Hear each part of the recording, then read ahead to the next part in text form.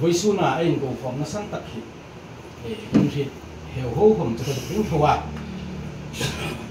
ấy Zinam Valley block 1 ting panga highway hung ding pathin mal som na ai donga kuku thil fe in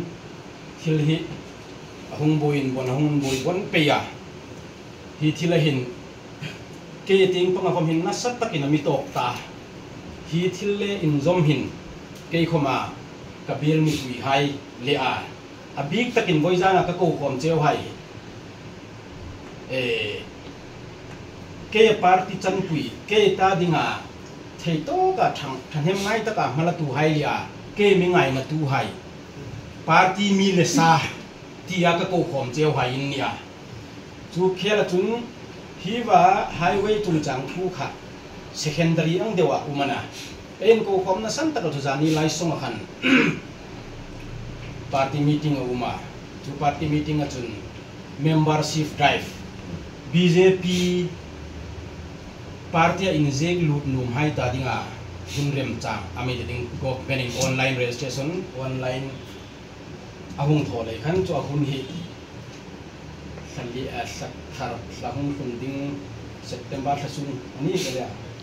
bel hi hun ani a ma September thasung ko dro ga choi sun bu ga to ani a chu membership drive khot tina puling tina ma ai la na ding chung chang thu le in zomin chu ko kai tho dinga in le khan do ten hai ko ma chin tu ta en ko ka choi ti ai yang khan ke address tak tu in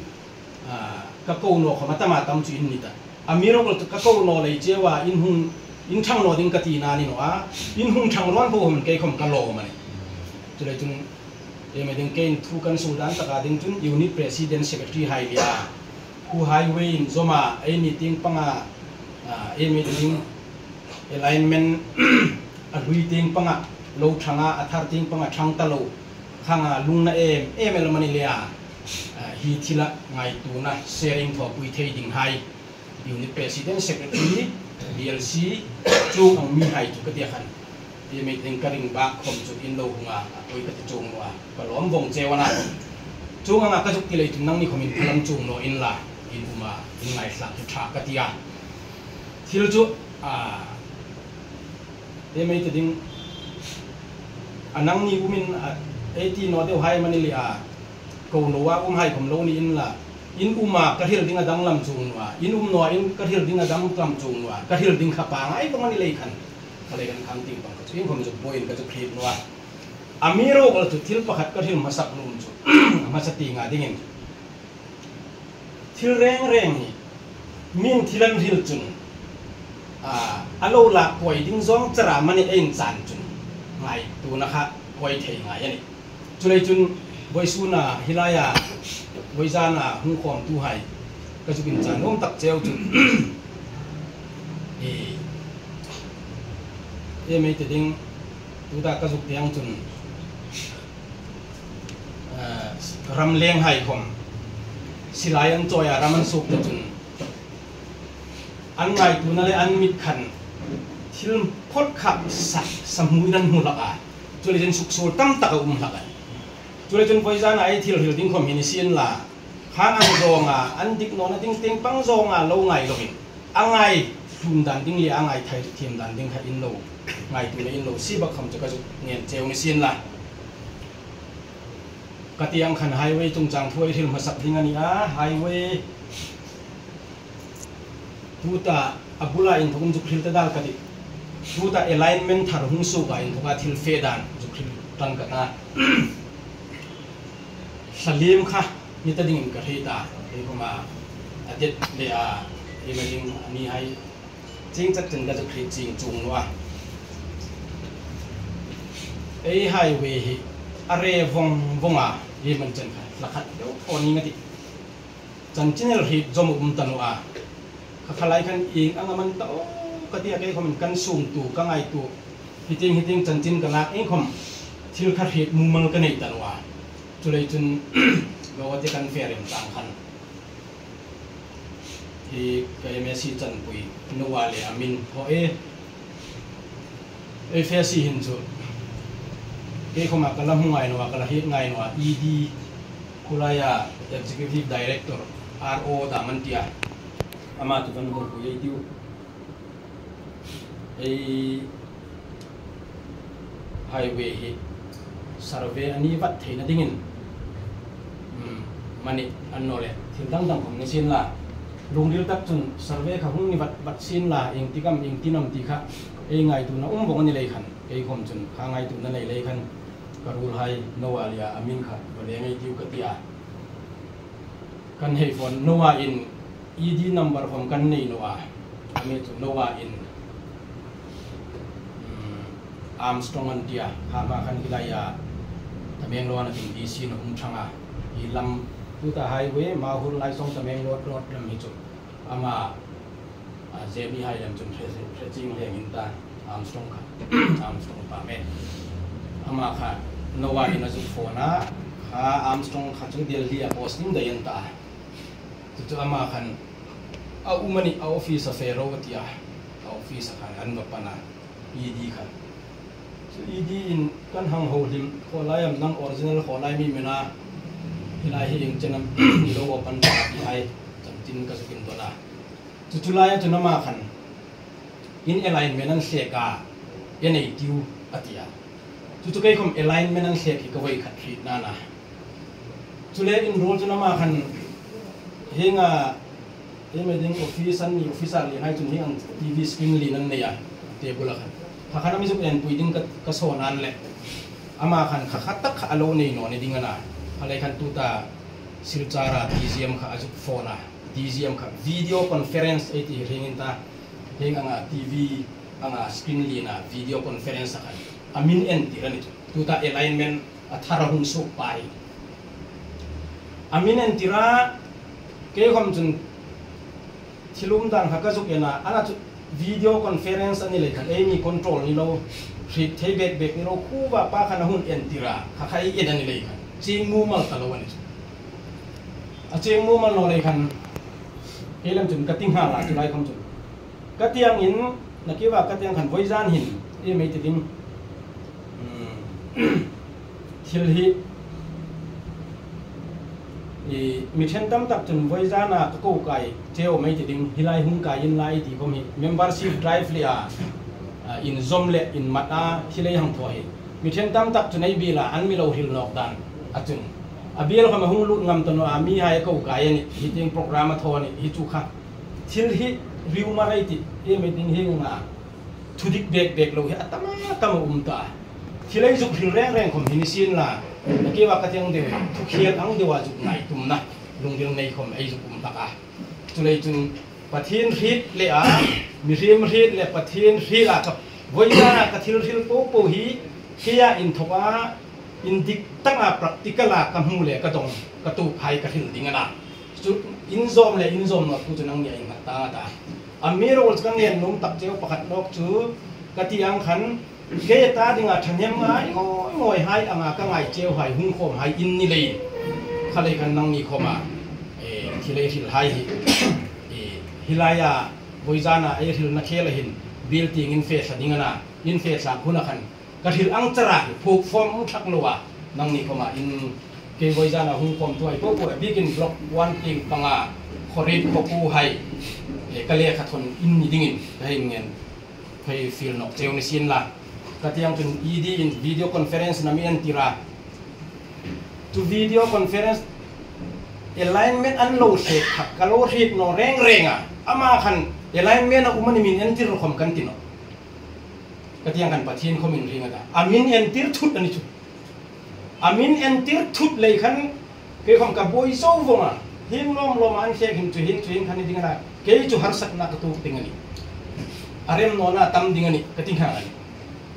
khalai khan ama ED tak ko ma khan ED hi chu an lo lin tham ta le hin ED ko ma hil rak khat rong kai e ka ti le ni ro se kan tia kan su ka la ka chen ge de to kan nang kan khalai khan nowa na amina na chu hi thil hi chu e bel chi tha nga ya nowa ko borar ka hi chu ama in west na tu in chu east tinga fen ta atia ha borar ka ko kom ka ching mu mal rak lon ke khom ka le khan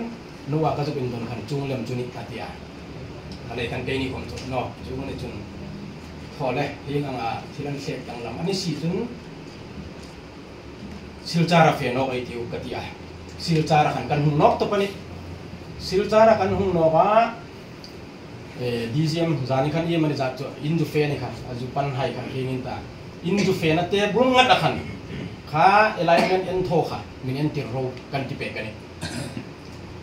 อินมินเอ็นติระไงนี่กัตยาดีเซียมคำขันนิโรเสตาชันขันตุกันเอ็นันตา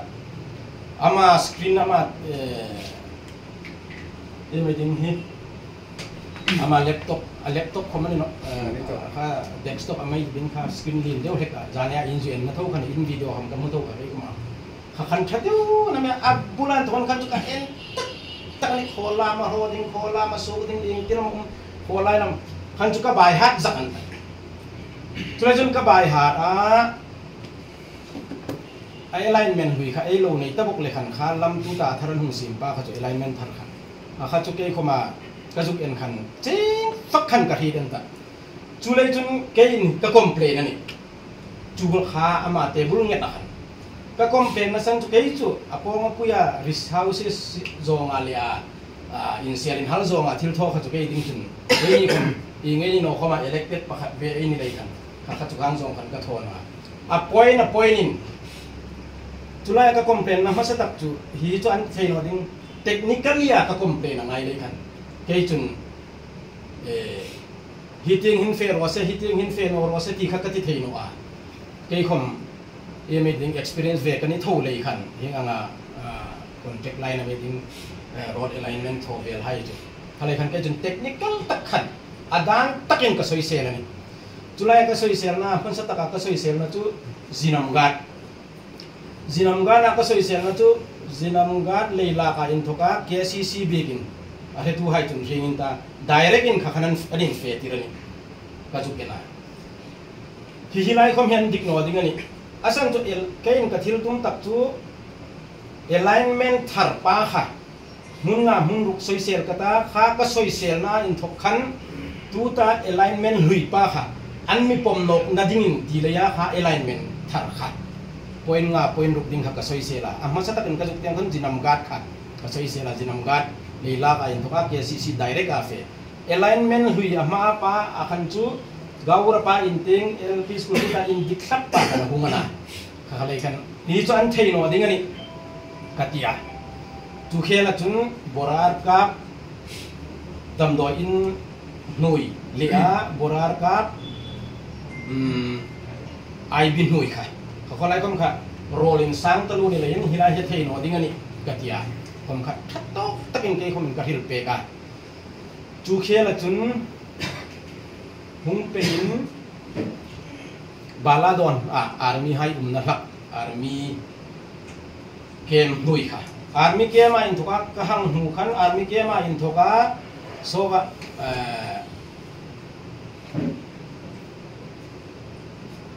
Katolik begin mo army keman to kana juk sa kamudanin Katolik begin Katolik begin tul tak kana juk khone kha tu khon hi khom he thei no ding hilai hina kata ke khom chun ka soi sela chule in jom chun katinok pe ya en mar ma ai to ka en mar hai lam chun an khulu ti nga fe kha an thei no ding le existing kha ro an thil tho dan hi ke khoma kaman thim no tam tak uma en mar a khulu ti pang kha anin fe tir ding ani si chun pi ma lam pe an thon lam sak khan fe sin a om be le chu khom chun fe ti lon pi ma lam thian thu khom khan existing kha zuya an kho phak to man tuan tung khan fe ka yana tu ta alignment fe reng en mar leiri ye man china in thoka en mar pi ma hai chu alignment alhui khom ni sin athar khom ni sin apanga ye thek dang lam no amir chu en mar hai ko ma ke khom ga bura khom hung ron ta ka ku ma khom DGM khom kan ju pana in council EMCM hai nan ti ni an le recommend pek ani an le ke khom a se ui the ka ti jeu ati ni ati le recommend khom ko lo pek ta u dong a khom hung ron a khale kan ka khat pi ma hai khulu le khan complain ka thoa tu chulaya complain ka thona a DGM nami ticu DGM nami ticu anno iam sat I oi no I ring no ni chun kein engineer buntir kata engineer pa in hang ril fe pe no se che an thei dingani atia tu chulaya engineer tu hilaya haflonga engineer haflong district sunga alin tak pak an tia chu pak engineer chu ku DGM an thong kan hunga haflong ka hung kaya ni hin thong ver ka uma kha pak kha kong thui no kai akha pak engineer kha kong thuya ai bi la chu chulai chun jiram gan kha ka juk en pui ma sa ta en ro tengki hiwa gai bol nai to khan leila kha ka juk en tira tengki urem kim hai tu vela to khan Eliazar hai kom he hungan nia kanan motor khala Robinson motor khala anni kha amir he pui tu hai nia kan kan cuma leila a in thokai hing tiram hin lam tung hin hung thei hi chu thil thein no ni katia chuchulaya ama in ami thil fe pe na chu tuta leila khu meter som sari pani ni tuta leila khu gabura aw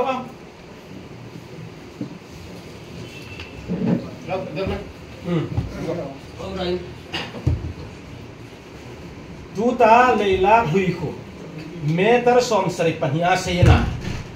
tuta leila tharkan bolding ro hi chu meter jani som nia seini a sei dan khom chum tuta leila khu leila chung motor san jing na khu hu vadung lo leila chung a ho jing na in thokun meter som pathum vela in sanglem dingani atia chum je a fit ai hang tholem chun fit som li le ti velin alei la khom an sang lem ta ding ti na ni chu chung angan hung thone chun ubi moi ha in hai hung sunen ta chu a hung suna ko sung khom kan to bi no ding ni lein hi in from ti to kata hin ubi moi ha in khelan to kan ting pang han retaining wall hang rem kan ta feeling juk thong kan ta ata hang hil kan chu ke khom kan ser ngai na ka hit ta no ni oh chu ne chun ni ro se ta kan hung pe ya khalai kan kalung rilin dik tak hil kati borar kap dam doi in nui khom kha en puiding kati ana tu kamotor khalpa Robinson khom hi hite ngan dai wat an ti kha hip tuna lung na tak tum jing medical ting kha chu ka en pui ta no ni medical nui kha chu borar kap medical nui ting tong kha Robinson ting khom kha ka ngai tu na ki ro in hoyet tin wa ding na kata khalai kan medical nui le an ang char tho chu IB ka ibol jing pa la zo lo pa nui kha hung en ro hi khom hen sulan hi ing tiram hin lam hung ding ka ka soi se la ama khan tablet hi mobile lin chi mai ding choi le khan kha khan measurement ai juk thwa hi noi dai dai khu ba khun hung ding na atia ka khalai khan kai khom chun meeting ayeng po khom kha la ni ro se katia kan kai nok pe ya army kem kan hang pha army kem khan chu army kem khom kha ing tina mi so ba big in so fe ding thil thei lo ni katia ama khan na tin tin man heng kan heng kina lo han kul lo ni oma army kem sang ting dai an khan hum ta hu ba rom hung zuin khan fe ding ani ti phaju khil no ba chu lai lem chun kati phot kha kan he no nga lei khan elia hi pathian comment phing ata ama comment phing ata elia kalan ne no zingani ei mi thui pa ku hi ka complain na phot kalan ne no zingani kati pe ka chunaya elia hai na an mi don na chu kan motor hung thun ro ke ni neng kan ki atia khalaya zuk vok zuk sat chun kan he dingani reng ana tu kai chun technical ta kan he tu mani lei khan elia kalan he no zingani kati pe ka chu lai chun baladon army ke man thon ka en puya baladon kan hung kai pe yin catholic be iran thokan en pi nok ding katia chu lai chun me ding kha baladon catholic be in tum na tengki bul lai khan flyover ding ami ding hi an lo bolai takana an fe lai khan mi khan tam min tam lai khan ramtin indon kul vel tamata hun kalak sot dingan e katil khan big in khan su fe pu ka don ka uma kan hung kai pe ya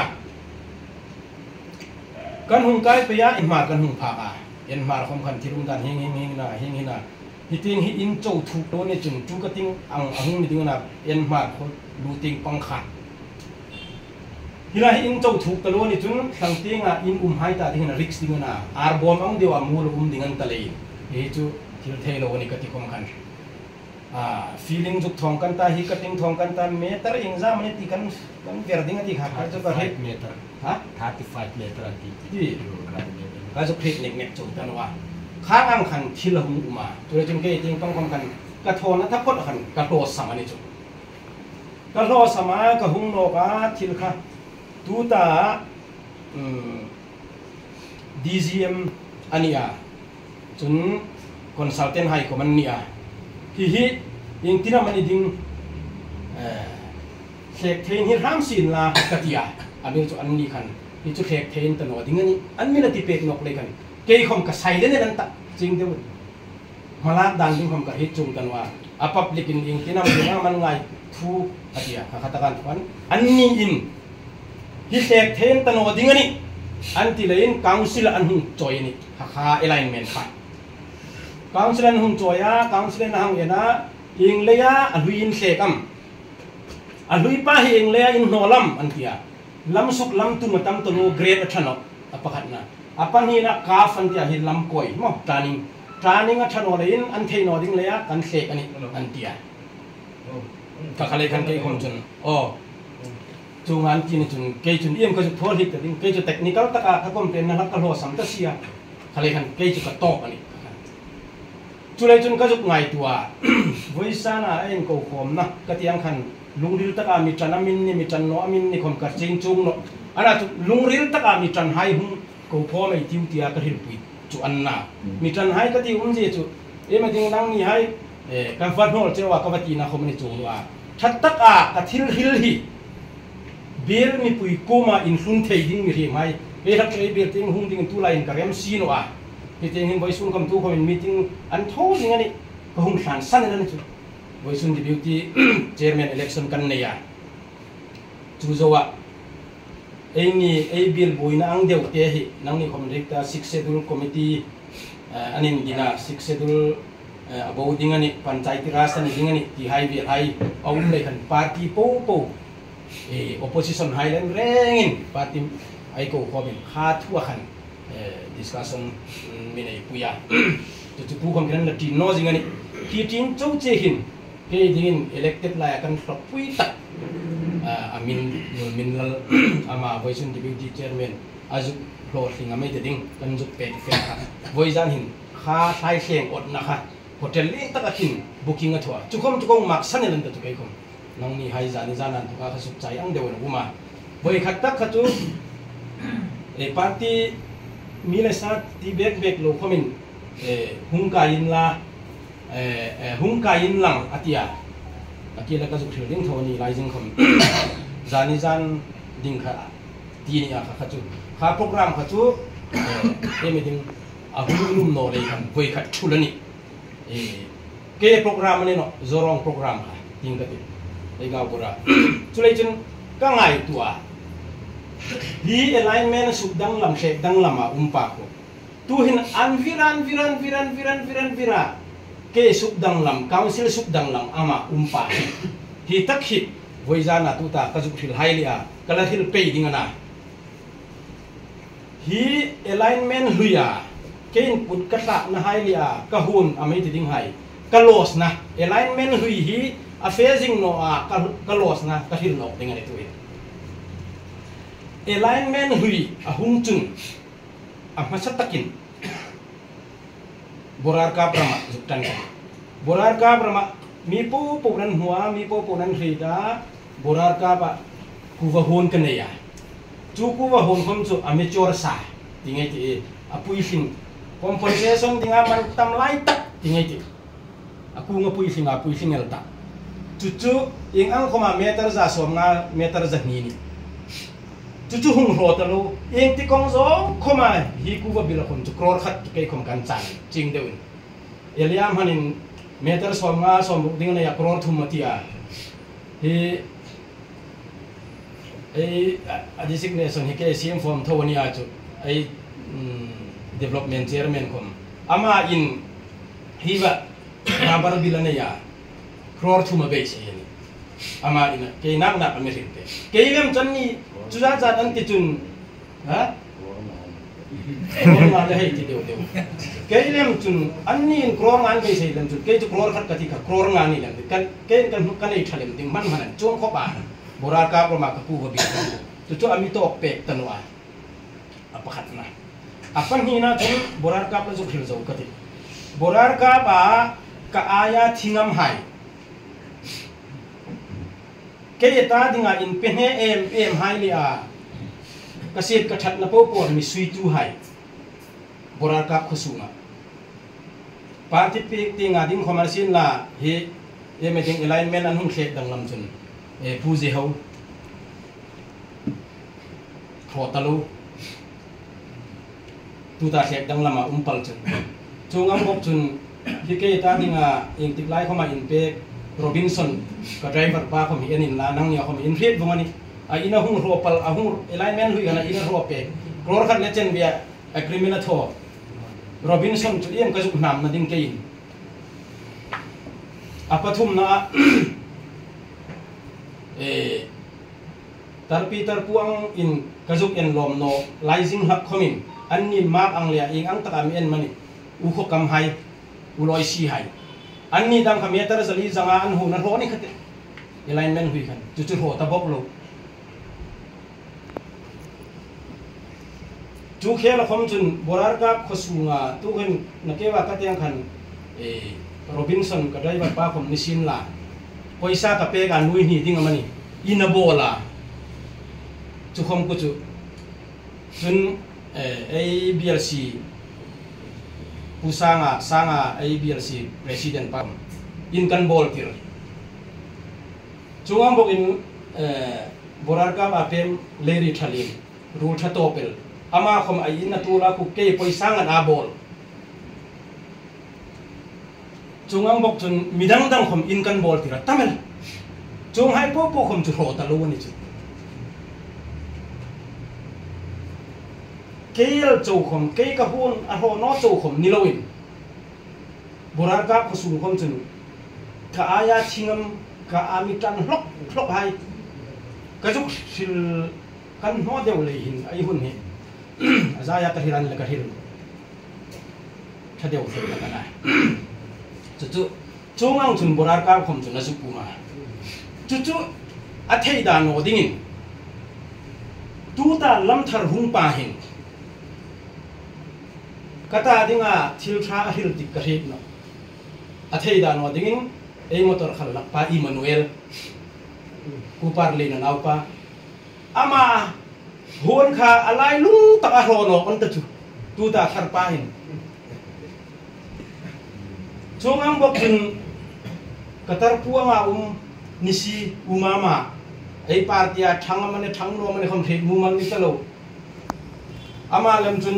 kha hun ei mane tu ta alignment a lui pa khan ho lo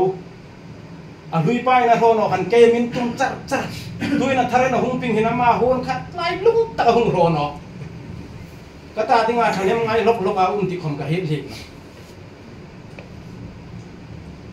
chungang chun tu khom hin Abraham hai khom ni ha chin la an ni khom tu khom complain an thang an dik khosung mi puyan ngai tu le an thang ani anma chu Abraham hai khom hi an ni ta dinga tu ta alignment thar ko hun kilometer khat deu thoram ro ko mani chulai chun borar ka khosung ri kon akai khom aka juk lo se ama in crore nga hung ti ang ani chun ke khom crore sari ver ka loss nga lai tu ta alignment thar hin a phasing chun chungam bok chun molena juk lut kai nok lang indik taka dingin molena upachoi lo hai an ram sunga en akiwa borar ka kon kala thei ni pa piro pui putuman sangnu piro puin e bil sunga ina hung bol hai tuta puchoi lo upachoi lo an ram haya in pali panga pathum mane an bol hai piro puin ahung finance hai po kan lang lum no a piro pui ken ka finance kan lang lum no a cái in cái finance cho học chế khát không cái bây giờ cái finance này nó cái chun election là cái tin noa chỉ thế về bắt lấy mua hay cái lông hụt thế này đi mình thằng bùi rồi atia chú lấy chun ama ringon không mình nói tăng pero bùi hin cái số mà hàng chế khát không mà pung cầm hụt đinh anh lạc phát lệ nó kia wakati kan tractor không khăn lạc khát na ama in ram hai không pero bùi không khăn sum em mà đi giải lâu không hai chú có sum không anh chú cho hung hồ ta nó không đinh anh chú môn liên nó không ní xin là chúng anh bọc chun môn liên à đi nga khá có làm chúng anh bọc chun môn liên à không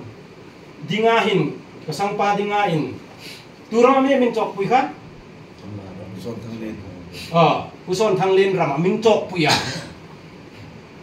chú puson thang liên ram mình chọc bùi mẹ ta ra xóm nga rằng bor vel thủ không chú tu hin hung rò nóc ta bọc lo chú cái ta liều này chú tí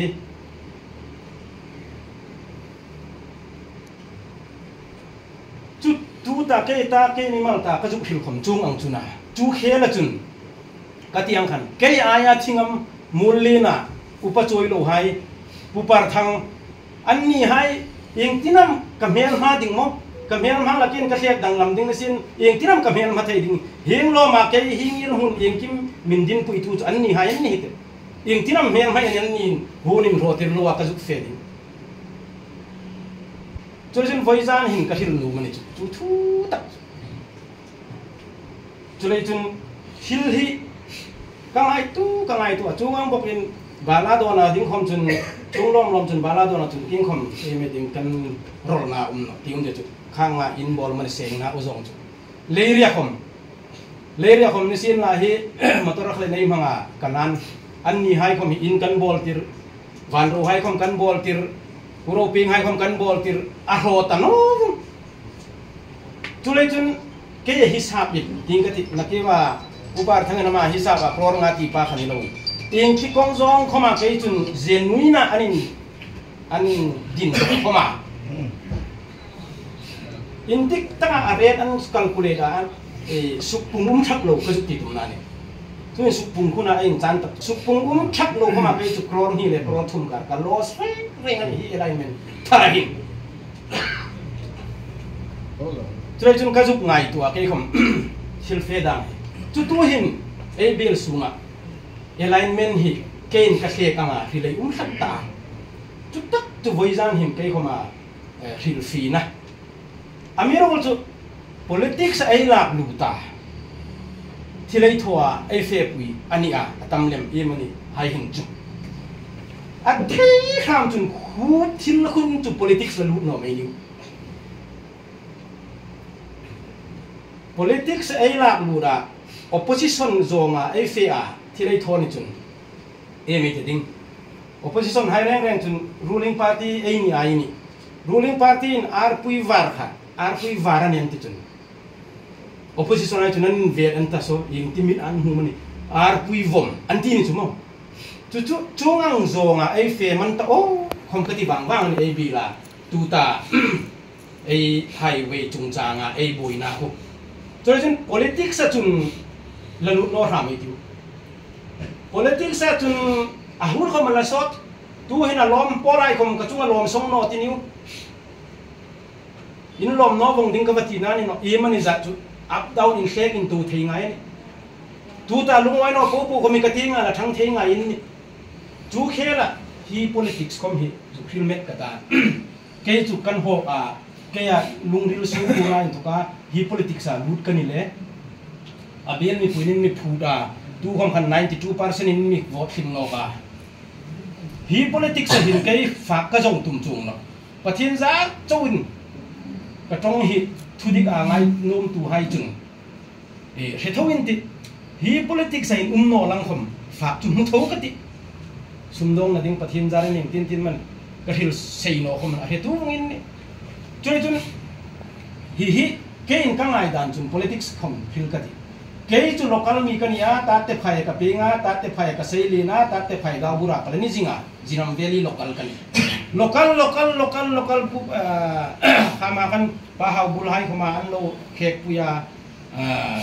chung ang bok chun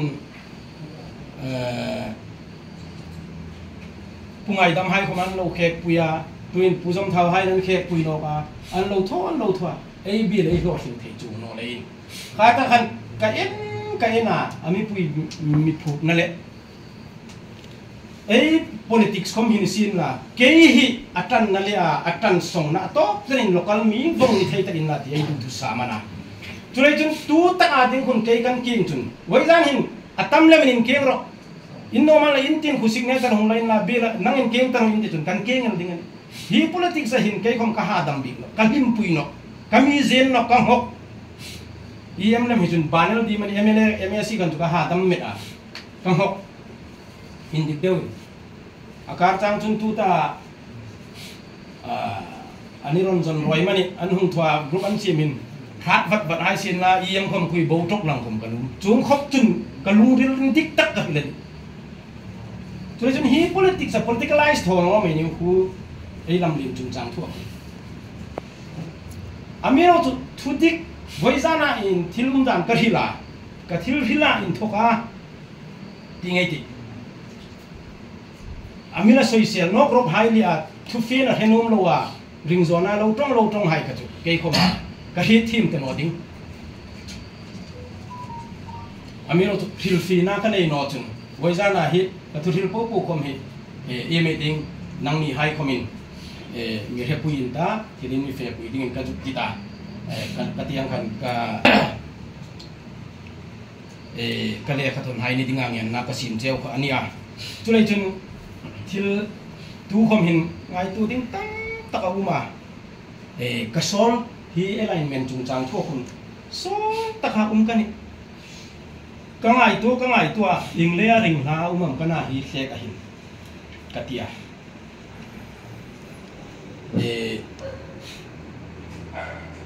apoi na ka hil no to sei ding na nakiwa ka tiang deu khan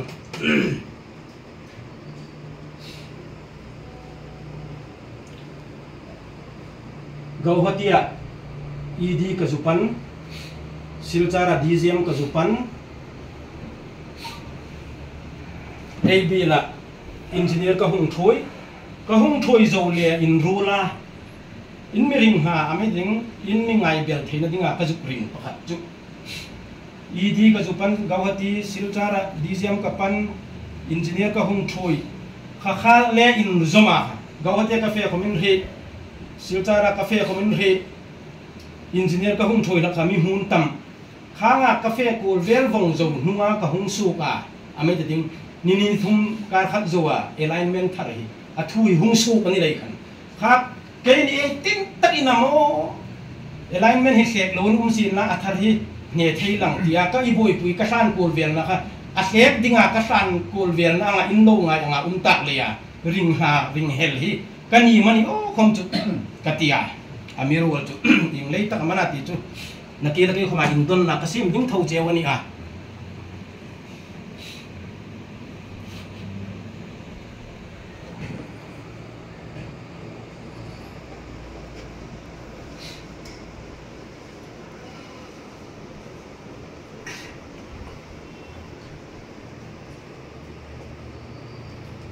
tu khom hin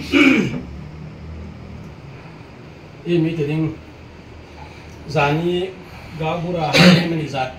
DGM in Japan khan ka hei sol dan chu ka ngai tu na ka sol na lia ka lungril alignment indik ta ding jinam ga tu katino borar ka ban thoka chung ting chu thei pato ka lungril po pom ha ka la kan ame chu alignment an hum sim khan jinam ga chun trong ding tia in pu cha kan adik te kan lam hui ti nga ding khan lam tu da existing no lam hui ti nga ding a real ding tia in pu cha kan amena chu ka hil ma khan lo hung sek dang lam rai te lai khan ke khom ing khom ka hil chung tan wa ka hil tum na sang chu ing dang khom ma hi ga bura khom uma ni kum November tha khom khan CM le kha mi pek ya lam hui ya ding ka pu dai hung pe ka mo khan ang khan chun chu ba jiram ga tak khu tu da existing a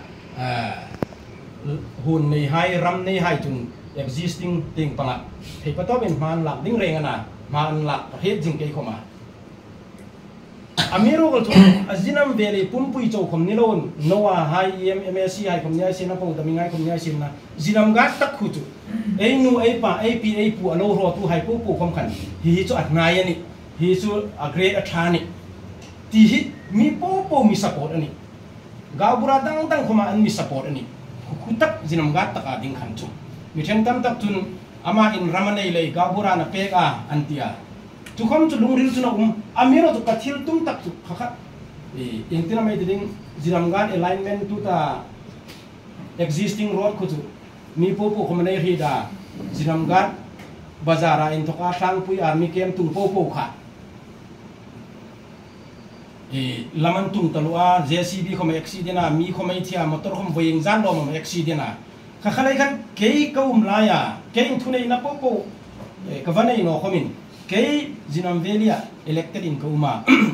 MSc to khom ni tro EM chanin kauma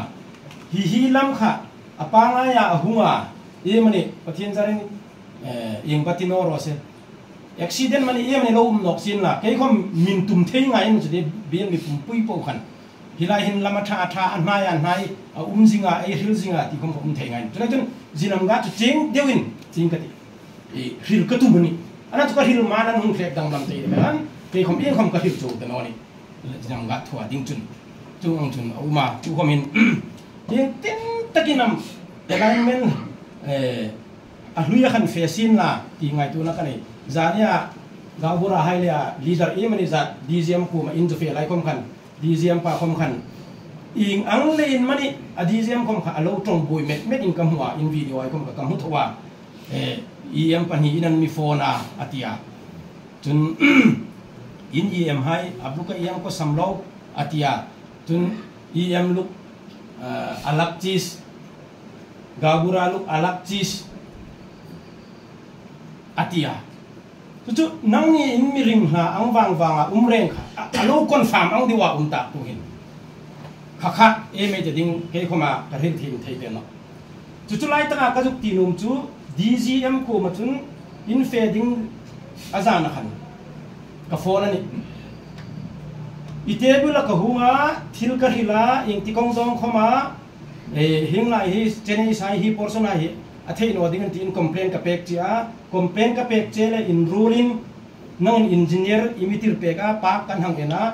ha thu alignment hui katan na kha ilo hil peka thani ka tin EM mi phone ati kha ke chu kha ka hil khanin ka hida ana EM dang nan phone kha chu kha anga EM दूसरा चीज गाउरा दूसरा चीज अति तक खचु EM ati kha ke kani chedim chu nang ni in ngai tu na simin la amiro chu atu tak amati khom ka hi chung ta no amiro chu kai chun pathen he ting khoma ka ti pe kha chu le chun nang ni ai khoma in film kur ting mani ani an la kai chu ka phone hi recording bon recording ani lai khan khang anga thil in video ka juk en phing khan EM look do EM ati mani ti EM ati mani an mi phone call karati phing khan hi ka juk pe gan EM hil pe EM lo phone atia zorong kanin bin nai hiet nom kata o ba juk pek lan lekin complain ai thoa ga bura hai chulai khom chun nang ni ting panga support in signature na kai khom lam hui ting pang support in signature ka pek khat chulai chun ka theina po chun ka thang ven no politics tu ta thil fe dan tak ku chu 2029 election a campaign ang dewa I mani za chun ma ai la kan tali hi tak khi chu ni no ram ro se ei bil ta dinga thil tha chu kai khom ma ka la ani choi chung voi jang khom hin ni sin la DGM khanga trong kha chuk hal ding ni sin la chu main ton khoma zamo khoma zu bing ka ta rau thei po ka rau thei yengam ek cheese alak iti chu mana do EM phone kara hai iti chu EM ka thil khai ma thwa hil no tin ka hal in ka rau thei ni thu official ta arenga ding khom ka nu ya mi ni DGM hai ED hai la reng khat kan ni arenga umani hin kuin ana chu zu hal rat dingin ei thil tum tak hi voizan hin amin tum lungril tak amin tum sing khomin mal thei amiro ol chu DGM hu kahala CM kan hal tira kan hal vai chun tu hun DGM ing tin mane thila hung uma tingati DGM hu alung ril po thei na po puwa alignment existing a infetir tuma malan ana tu halrak lang ati manin existing tu da lam hi grade athano dam hung tipal no kata inthil tum hi thil tum hi lo sampalai tikatia ka hal ka phone talo reng ani im ka hal thaino na ding san hi zong sen im ka thukhel ka hil ya alak chi sem ka hil na uma chulai chun lung sena ka tho ding sin na feng ka ta mai ka pen ding indik ta wan hil ro kholam ke hinga imi dau na ting ka ta ana ka be thak no ka hal rak vai chun alungil ke ni ting pang mitik in mani le a nang ni ko ma khang alon pek tok kha nake bopal pe kati nake roin kha kha athil tum kha lo samin pal ti ti lain ka silent tok mani tu hin ana chi ani no ai min tum dun ke khoma alet dingen ko ding chulai chun thil chu fi ka thil fi man ka ti kha ka thil fi ma chun min anti ti la tiro haise comparing to agaburan ken ka support tewa tuta emai ding DGM ED hailia zukhilang amoirak no el thia ana min chung nong kata kha ED na mi hung pana kanin biga kanin hutu an thokhan council CM ru ma heng kuin kan thil sang ani kan hil sang na chun sar hi thil hi chu kapom thei no ding ani katia e ma thwa alignment hui ting pang hi November ra nanga chambara approval angana chuchu kha approval khan ke khon ni ko no vikas singin alignment hui khalo sim ania kha alignment khan consultant hai lia NHID sel hai po in kha alignment kha gawpura po an rama hai po an me ban lo pe ka mitam tak in kha finally nan ngaya chulei chun karama ro dingana kaina ro dingana kahuna ro dingana kror chu za chu hung kata kror chu za chu kahuna hung kata kaina kror chu za chu hung kata tia min kror pati lona kan lon zon ta kror pati lona lon zon kan ni talain hi kror pati an ni na zero pati in ni thut ding chu a suicide in khai hun hom kan tam ding ni a hat fair hom kan tam ding ni chulai chun hi so rem no ni kadia chulaya karul hai pan hi patumin e ma thwa survey ma chun chun in lo ringa e ma thwa chun in lo poma antia ing leiram ka pom no ding ma hur lai song roda ing kim all in all a iningan si vikasing in ma hur lai song roda vikasing kima iningan sin no ha vikasing kha keile in mitira revenue a thoi tu hai po officer hai le khole ko boundary kan ju en fela sa kan jun lak khate khotin boundary a ha vikasing kha khalai khana hunga nang ni nin hung tira ting leinam kan ring no ding Zinam Valley in ven hai an mitia ingle in lo ring survey ma chunan ta ing leinam karing no ding vikas in hung tir khate nang ni khoma in ring khate ke khoma mi pek hite alignment la hai po chule sun karing ani khate katia khang khan e mane sat khan an mi oi mo thang tak takin ka lo thang ana chu halla gula in sulin hal zong khai ni tho chi ni talowa chule chu khang khop khan ma ka lo la thil ka lo thwa tu ta he anga social dem si a ka ju anga pa ku chu ke khom e me te ding in se na ding in na khoma in fa se khoma in lom khoma in min sun na ding bani reng lein katia mi chen tam takin e bi ran lu oi no ni an lu sen ani heng chu heng khani antia o an lu sen ding reng min noi som na hung kata klor khat hung kata JCB in chong kata tamin planning an tho Mizoram ramin chong kata Mizoram hon in chong kata motor nang tak takin jong kata ti amin ngai tunan sim vong taka zero azukum chu tulai chun thisu chu thil har sa ding ani kalau rilok vong indik taka ding kalau riloka ana chu kati yang khan kei mai ding heng ang loma ami chendam takin an lungan hung suk an mi suksen pui chun gabura in complain in tholai khom khan indik taka ding chun gabura mani zat kha signature penora uzuk tilang penora ding gabura mani zat anu mani ana ami hung phone phot kha gabura khom kha pero ke khoma ka pek ding khai support reng ani kata pathini na hit gabura mani zat an mi phone ani khom khan chulai chun khang ang khop khan ke khom thang ka la a thil ka thoa ami choi tiang khan nakiwa ka tiang khan in khasit na in lung oi no na in lom na in min khundinga in mi sang sing kani lai kalunga sen thak no khapo po ning thil in min tum in mi soi sel a om re ne mi then tam ta kan an lungan mi hung suk sen puya to heng hin tu ni thil the no ne arem no ne lung sen a umani ta lunga sen dinga ni ami tu ke komen thil thil na nei kata tatok takin ma lak lang ngai katia chulai chun me ding ke kom ka theina po chun hi existing amai ding existing community no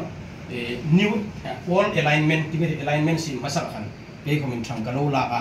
chunga chun me ding malak na thil thona hai voi khat na chu in khre tu na hi a tha in ka he dei khan ke tu lai ka bil ka boi bok le mung ka in la ti in party mi le sa hai mi ngai na tu hai lia ka thil hi thataka abil sunga in hung te thei tu ding mi hai katia ka hung jong kong ko khom chewin nia chulei chun nang ni khuma voizan aka het nom tak pakhat chu alignment hui existing tingi eri thim dong existing a hunga ka los na ka hil ta aman cross ani tin chun ke cross sombek ani ka los ni kror ngati chun ke cross sombek ani ka los ni mi ram in kan bol tir na hai lia karam ka los hai po pule tu mi then tam takin borar ka khom me tar za za ni ding to los ani khate gaupura hailen thutung an ta kha do bol kha gaupura hanan pe ding an ti chu Abraham hai he kahil sit nani laun anni khom heng anga ram mi vasyam ding ti tunim ring reng a thil thei laun chit ka hon karabar bil hun man ko hung ro chi sin na khom tun enosi puti nga hun ne ai chon pe no nen lati ke lam cheng kon mi la hil pe chu no chulei chun ing tinam ing leinam kulai kun kein ram ka ban chu ka sumdong nom tak ni sin la tu ta thar ka hung khet dang lam hi sumdong tum ni lang umama khom ni sin la Emmanuel khom ni sin la Abraham khom ni sin ka hung khet dang lam ding na hing hetamanta azat be ne siam ding oti lang Emmanuel khom Robinson khom hung tir jing ani boss pa hung hil pe la ka horin rotirin la in siam ding atia an non vong ding ka he sa ni pakhat bek ka tin umam bila a rot thar ding po khum chulei chun thil jinam gan gabura khoma hunga ramkan pek chena imisem kir nok dingan ta ache o gabura mi puidam na dingani phot ka pek dok cheu imisem dingani atea coffee san noi hung na kha choi chung thil himo e meding tu ta ai alignment chung changa ka chunga thil hlung hi ka ngai to ke khom patherin ka chunga thil hil nu mani o ka ti hil khopin kan ngai boi thogani amak katini diziamin thudik hil long thak lo alak cheese gabura luk alak cheese mmc alak cheese di hai haraman milo ham sida ba thu bole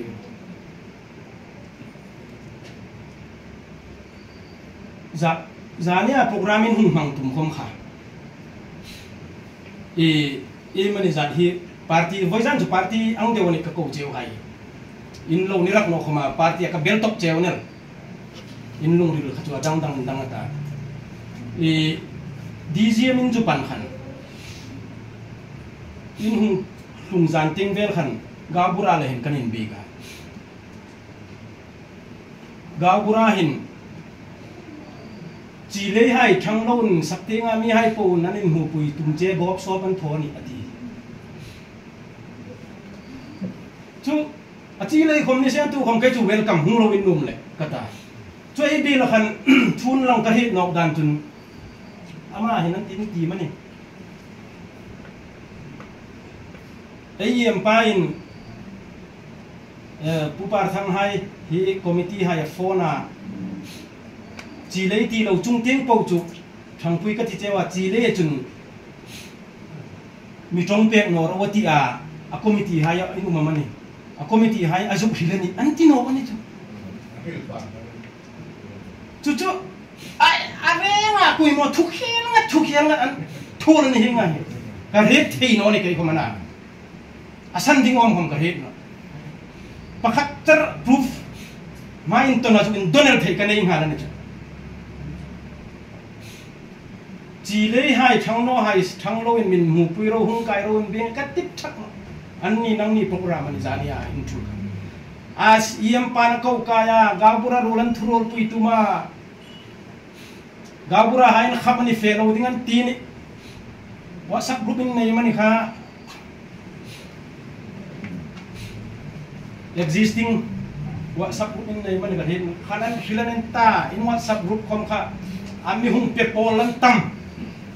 hi ma hin ti ren tan ni pek wong nang ni group a thang nang thau kan in mi et no a chu nei chon ka ngai tua thudikel umlo ka chunga thil khung hi mo tu ta ma amak khom ka ti a ti khoma ke wa ka tiang deu khan ing liam ti chu kan ngai tu thu ni ke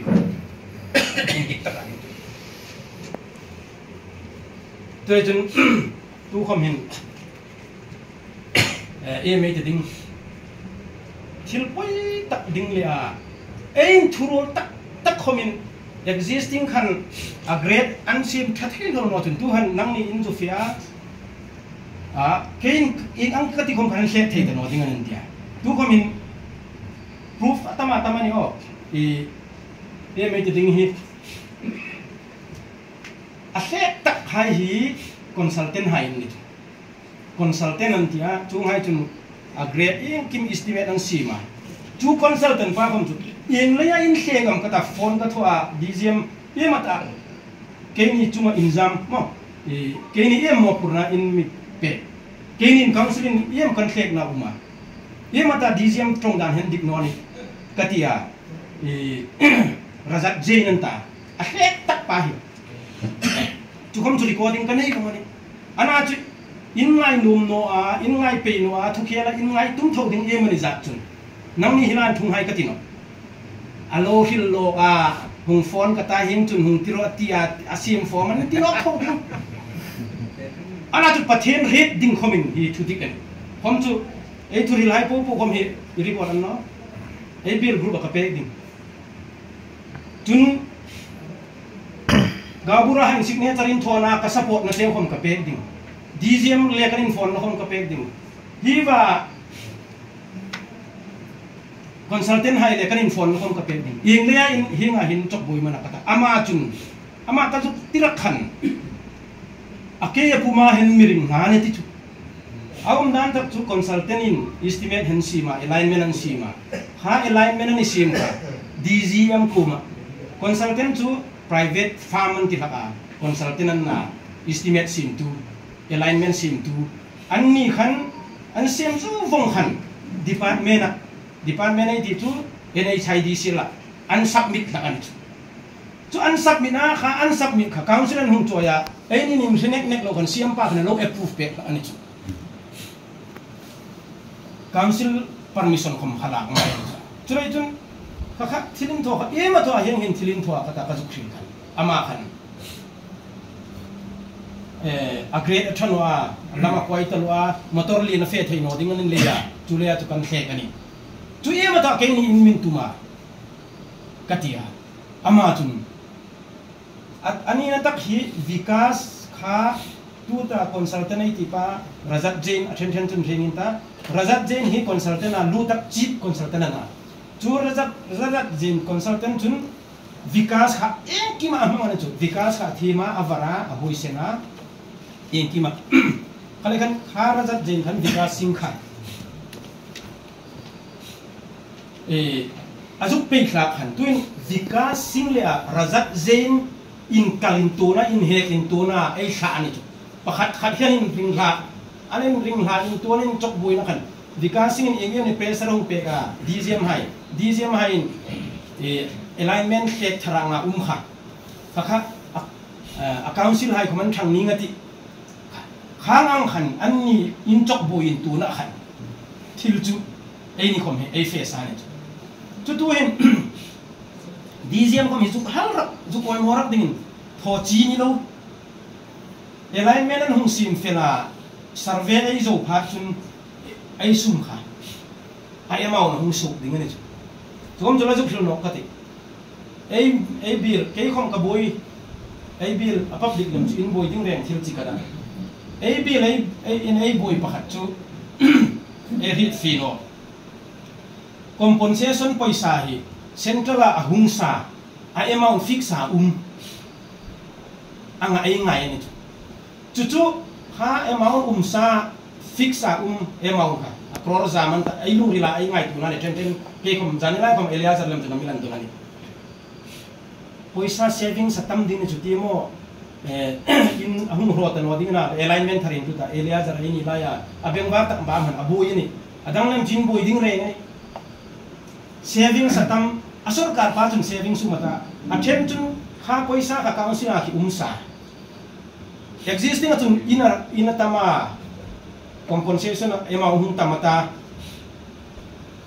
tu da alignment set thar chun amount flow mata kha amount a flow ma emane a po kha a chung po mai ding kha council in an sem ding tiang de war ngai ko mai umani chu ni teu lo tu ta a amount hung sok theina ding chun survey tho ngai ta assessment survey ei tho kha hilan thoka solai chen so turamam anei tu lo minta harama khan thing eng za la uma harama khan ro eng za ta uma haram sung khan in eng ro la uma eng ina mana ti kha survey tho ngai ta kha la kho mai ta council kina red bongani sometime ina ni chun arret tu za chu rcc ina ni chun arret tu za chu ro pum khat tu za chu thing hero hi ni chun tu za chu thinga khom seguna ni chun hi za chu kha ang khan arret bonga chu survey tho ngai ta kha ai ram po puap thil khu ai la so bong phan le ai la kim bong phat le a thil asunga po pu chu phan le chun council kin red council kin bi la sim din chu bi la sim chu tinga chu bi la sim chu ai ni an tik tak pa ai fe pui chun an mi tho pui chun ai hu ding heng za khom amira chu kha mi pakhat hu na endina borata wa ka hu na kung za thum uwa lo chun kha department hai council hai ki kein bet thang kata bet thim thum kata anol ka pawaran man mangder kata kung za thum kha kung sang kha kan ni tir ding ani kan ni tir tum ding kha bilan sim kha counseling bil sim din kha bilan sim kha tu da consultant hai khom hin andik le andik no enanta anni khanan dik le okay anti ding sign din chunga bokin aben ding tu dgm kun kha okay ati ngai counseling bil sim kha anmi accept pe anmi pompe ngai ni tu hinai bil hei boi tap dan tu dgm han a bil mi han a counselor han a consultant le ei renga ein kalta in turul ma ngai ni supung mai ti pai tuno tunai supung thei thak no ding an dik sap ba ne tun mahur laisong road a enti no ding koroza ando munisin mahur laisong road asun kilometer khada en dik tak an mi thok pe ne tun noi som mi som thum ba ai mun no supung kha atam lem lagan tu supung thei ding tun dgm hal rak lang consultancy hal rak lang ke council kana anni kha tu ko min anti ta tho ding so te nga hai ang kha be sei no ro lo lo lo thingati pathin jaren existing amani พอละมันโหลดทิ้งเท่าถูดิ้งไงอินจุฮิลรักขันอามาคนทุไลคนมีติรันตีอ่ะติรกตาทัดพาร์ตี้ติค่ะอินจิเนียร์ดังไฮคอนซัลแทนขาริงโจตันนอนี่คอนซัลแทนขาริงโจนอสันจูalignment existing ขันนั้นดิกนอนี่อักเรดทันนอนี่ลำสุดลำตุงตัวตัวรู้ติอ่ะอันนั้นจู council เลยอินทุรุละอันมิดเด็กอันเช็คนี้ก็ติอาริงมาเลยดีเซียมคุณอามาละตินทวนี่ตัวอามาอินไฟนอลทวกไฟนอลนี่นั่งเล่ไปทั้งรักนาจีคอมเมนต์ต่อจินงการมิงเรารักเราเจ็บกูเลยคอมขันร้องเล็กกันเนาะอามาอินไฟนอลกูไฟนอลนี่นี่คอมเมนต์ฮักกะจุกตีตุ้มตักตุข้าอันนี้กงการะขันอันนี้คอมมันบุยตาอะคอนซัลเทนเลยดีเซียมคอมอันบุยตาจ้า council เกี่ยกับลุงเซนจุน council ลุงเซนนั่นเกี่ยงหัดฟงนี่จุดเลยจุนข้าปูข้าปฐุม consultant DGM council ปฐุมอินทรูเลยในสุขปุ่นเทียนที่เอเชียมเรมเทียนนี่จุดปฐุมหายจุดนี่กัลลงจุดเลยจุนไม่ราสุดิ้งจุดจบประคัดน่าเอ็นกัลไอ้มาวันปุ่มเทียนนอนดิ้งสันอัปปนีนะจุนมาหุ่นไล่ส่งรถอันไปสาหายอันดักของให้มันนี่วิกาสิงินพอไล่มันเสียนุ้ยซ้อมงานดิ้งอันมันเสียลังหักผ้าเดี๋ยวที่ต่างนั้นเหตุก็ว่าที่ต่างนั้นเหตุข้าอันสุปุ่งค่ะตัวดิในใช้ดีเซลคอมมิชชั่นคอนซัลแทนคอมมิชชั่นนะสุปุ่งไปซะcouncil เขาเป็นหัวตาอันเร่งอันนี้เสียงต่างดิ้งปุ่งค่ะนั่งเนี่ยรำในตัวอินในตัวให้ข้าอันนี้เสียงต่างมาหุ่นไล่ส่งรถอันนี้เสียงต่างข้างกันวิกาสิงเจลหุ่งหักตาเจลหุ่งหักเลยรู้กันวิกาสิงพอยสันลูฟ้าอันนี้รู้กันริมพวกนั้นจีวิกาสิงเจลหุ่งหักกันมิคิลดอกตาEDคอมมาตีดีเซียมคอมมาตีจีมันอินโลกดอกเทนิสินันโนเมลังอาจุดตัวหินอัฐราข้างพอยสันจุดฟ้านอกดิ้งจุดหาสตาร์ทจุดเลยจุดสุกปุ่งไอ้ที่คอมคุยไอ้จานต่างๆไล่ตกตะเกียบนักเรียนอินมิตีนอกดิ้งopposition ให้อันอินมิตีนอกดิ้งที่กติ opposition ให้กตินั่นไว้จานันทุ่งให้นี่เรา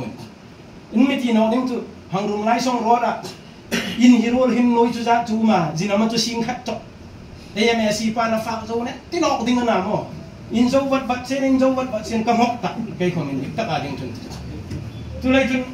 มาดิ้งไปอินมิตีซาดิ้งไปคอมมินต์ opposition ให้จุดกระดิ่งนี่อันนั้นจุดกระเทียดาจูน opposition จนริลนั่นกันอันนั้นจุดอินดิบโลเบกันมีขนาดจุดมีไม่ติดดิ้งชิละพิลกันดิราหุลกันดีคอมโมดีจูร์เตียโมดีที่พออินรุนนี่เตียกอดเกสันโทตักอินเซลหักเตียวข้า MP นี่นั่นรีบว่าโม่ MP นี่นั่นรีบว่า MP ควอร์เตอร์อันตุกมันนับดอกมันไงค่ะอามาไฮโคอร์ดอันทัวข้างกันอันนั้นตุมันสุพรีมโคอร์ดอันทัวเวเลยกันอันละหิมาตุยนะ MP นกจอกนี่ทำลีมามีกระหินนี่อันนี้โนเบะอากับมิงสุกเสียอันโนตัลวามินตุมาให้ทุกคน defamation case อันเดียอันโนตุมสับตรงเลย case ตุงจังตัว defamation case อันเดียตุกกระทั่วตุนประคัดไอ้บีไรกูอัตมาตามจุดทอนุ่มเฮกไอ้ทีมประคัด recording กันตรงให้จังกระตา record อันหูนับพูดกับหูนับตลอด case กระทั่วตุนหนูไม่เล่นโชคหนูนี่เจ้าหาสอดดึงจุดกันขี้นะเจ้าวันนี้เนาะตัวแต่น่ะอินเจรินนายปุ๊บจุดกันนัดปุ๋ยเจ้ายินมีบุกน้อจบอาบ้าอันนี้ไม่ได้ดึงลุงนัตตาลูอินฮีไอเจอร์แมนคอมฮีก็จุดไงตัวโรบินสันไฮน่ะจิงเลจานาก็โกลาบุไงอันบุฟากไรผมซุกตะลูอินคอมอินเลยเทตะลูรักขบาอันโกลาโฮลิมคอมกันลุมตะโนดอ่ะผมช่วงอันขบาตุกไอคอมมิสุฮักสเวนิจุเลยจุนทิลฮีไม่จะดิ้งนักกีฬากันที่กัน politics สักมิลาลูเปกโน่หามรู politics สักอินลักลูนั่นนี่จุนไอทิลตุ้มตักให้เขาสัมกัริจุเลยจุน politics สักไอลักลูดากันที่อังคันอาเกยคอมกันหกเบ็ดเขาไม่นี่เนาะตรามนอกหินอินตินปาอินนังอินละโจลาอาเบียนมีจารามีอินทางกันตินติจุนก็ดูทุสามตักจุจุนี่กระโจลหางจริงอันนั้นอาเบียมีโนจุกันนุ่มจุงจริงนั่งโจลาอินเบกันติอินติจุนเกย์อินกระทิลตุ้มตักจุ mi hausa tu kan ino amala inte khi ji kan ino amhing zu khil ka ti khobela hausa pai Ambani Mukesh Ambani khobela hausa to khogal khobel pumpo chuna panga paruna thangaman India le Asia ding chun number 1 na politics adon thang hadam do na business a politics a prime minister hung hai ku kha an thlop puya sumdon ke khom political power ka poimona chun ke hi kholan ka vote khom thetano in la kanu chuchun mi pakhat thingsin na apoimona na thang pui kata highway hunglam chun namni chun gaubura hai khom ten ko magati pega gaubura kum hi kum khat kum ni kum thum kum lien lo ti man ti ma kum sang hi le som hi pali kum sang hi le som hi pali ka enta Ziramgat gabura hi ingzat lo ma malon khet ding borar kap gabura vo ingzat lo ma malon khet ding EMMAC vo ingzat lo ma malon khet ding ha 1952 ain thakin mo kham ha khom chun lo mani ko gabura hai nang ni hun khira hun khung lia EMMAC hi zo zai ziram velen lo ma ke hun khira khung hin kamu ding zat zat akan kai ka lo mel ding ni kaduam be ana tu kaduam no ti manin ye me ding e ka to tok ding ni ka mu thei ding chin chu limit in ka jong ve ding ni ka mu tum ding ni ka jong ding ni ana tu ka mu po kan ka lung oil din ku ko ya ken ye me ding ka bil hat mi pui hai chan ding kapan thang lia ka leader hai lia ka sung na ku hai chan ding famhang rak khop ding li a ngai tu na ka nei no pathian ni na ri kamu po hin kalung oi dengan tu lei jun e me ding khu akun politics at milalu pek no in la ai the tham chun ri thim na ma la in la tu khomin mi chen tam takin ama an phat tum na ni ama inan hip tum na ni thudik proof laki khan gaubura ka juk ti pega adang dang hai khom phone khom recording uma adang dang hai khom thil hi inga mai ti ding hi le kha hai khom uma ke khom kalung thang ve na existing ding a chu ka he nom tak pakhat chu voizan hin nel deun kalung sen no ni existing nilo alignment tharakhu ahunga tu hin tingi ti alignment tharahunga alignment tharahunga kun ka lok pui ding inga ma ti voizana hung hai mi hil pe thein la kanu mani ring zone be hil ta u em ka lok pui ding a huya khan em ka lok pui no na ding a thara hin em ka lok pui ding ka lok pui dok ding a in ring tak mi hil pe kin la tu lom leng ka ti ame chu in hil ka ju pomel ding no ha hil fi na mo chung ang chun ni in ti ding na ke khoma chung ang chun ni e chu ko hung dot ding che won mi hil pe in la ka no mo ni boi jani abel mi pui hai hi anga ke in mi ring ha le ya a thara hin em ka lok pui na ding a luya khan em ka los na ding chu mi sui pe in la ka no mo ni chun ga pura pakhat be kan thurul puyen ta gabura popo ka pathian hingin kang yan chewon mi hil pe ka ro a ru ka ra la kan thupu sui kan lok na ding songa ano la mi mal pakhat be ai bel sun kon thil ka hila thil hi alignment thua ka fe puya ha e me ding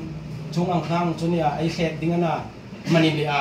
ai khet the ni chun hing chung ka in mi pek ding mi sem ding ti so ma ka tong na dam mi mal in pakhat dam ku me ram chu khom chu ka he nu man in dik ta ka ding chu lai chung ai be lai phang ya nang ya ko min phang ya kai ko min kam phang ya ai be that na ding ai boi pu yin pathian jaran kai ko hi building hi kana ya hi building angat hi pali panga bol na ding hom tan ya chu lai chung khu compensation hom kun Ziramgada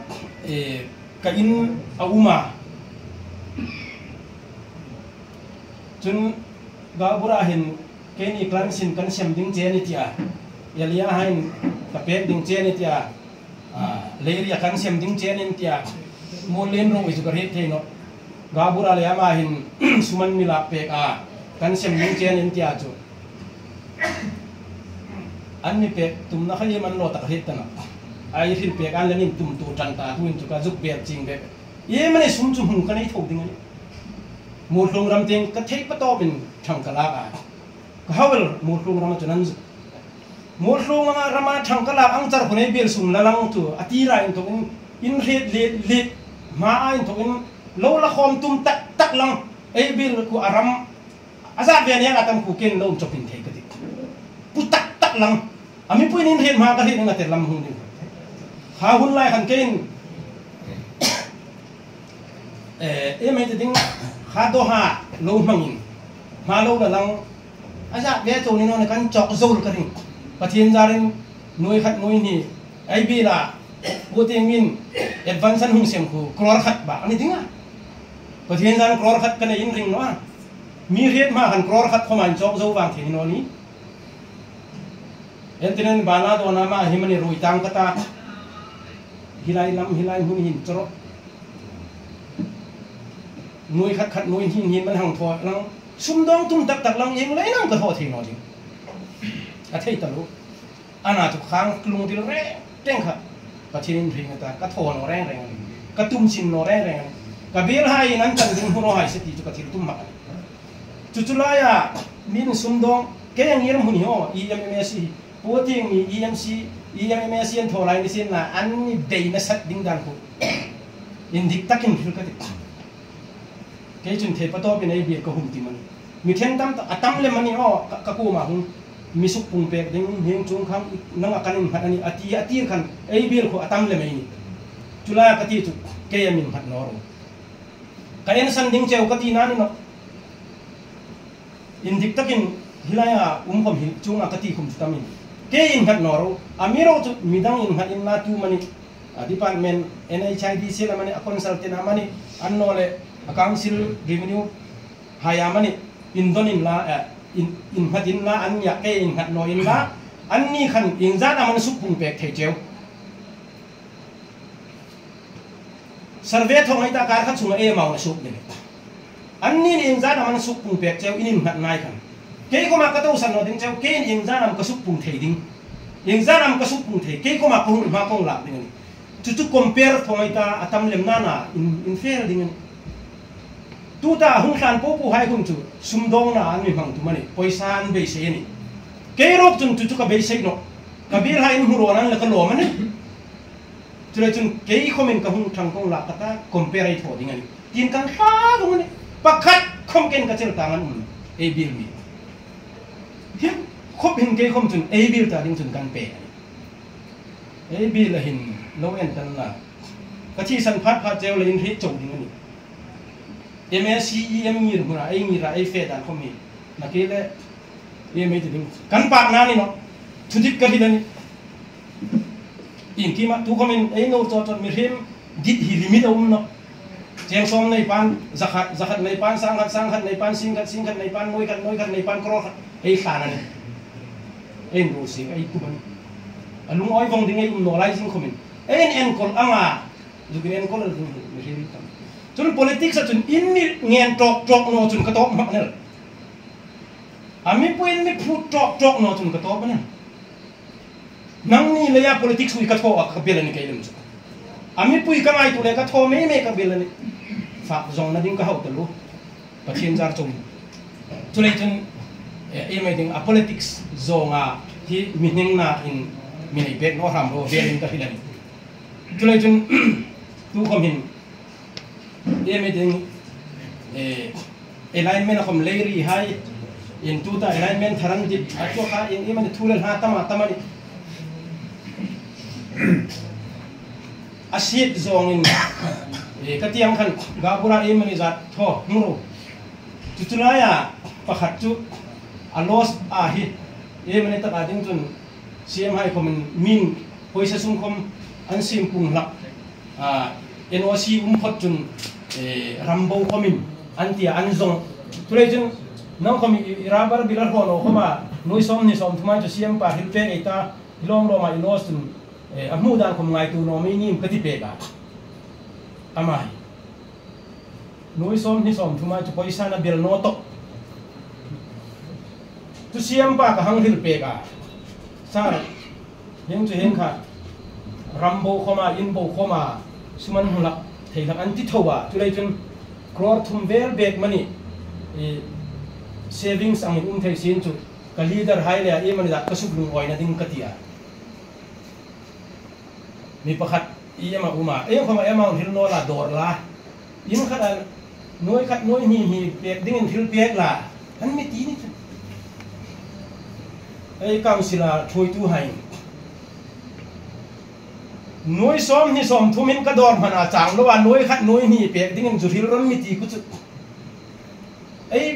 บิลงีร์หุ่นค่ะตู้ตาดิ้งถึงนักเก็บว่าตีค่ะกรอปฏิงัดกรอน้อยอินสามตลัวข้าขลายที่เราเกี่ยนทีมันตั้งนั้นกรอปฏิโลนาลอนกรอปฏิโกบากอบกรอปฏินุ่งจังนุ่งตะไม่ได้สักจริงกันจุก zero ปฏิทุกจุอันนั้นตั้งเนี่ยเกี่ยมันก็ฮิสาปะค่ะกติกากรอนฮีบอร์เวลก็หุ่นให้ก็ลอสให้พวกผมกรอนฮีเวลลอสดิ้งอ่างalignment ทันกับหูจันกูกันก็อินวักเล่กันปามงอยง่อยนี่ขาปุยซายังจักกระจุกลอสที่สุกตาเกี่ยมันก็ลุงนานี่จุฮีบิลดิ้งกันเลยมันก็ลุงนานี่จุนั่งนี่ให้อินลุงนาดิ้งเลยมีทัดคอมินวันดิ้งนักเกทุดิกลอนมีทัดทุดินติฟิล์มคุรเม็ดง่ายที่ลุงเซนหิมออันนั้นสัตย์ดิ้งนี่เกี่ยมันก็ลุงเซนนี่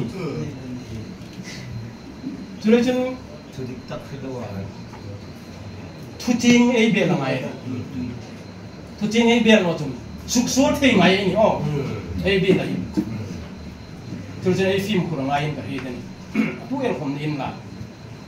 นักเรียนดูอัมตลอดเลยมันนี่เลย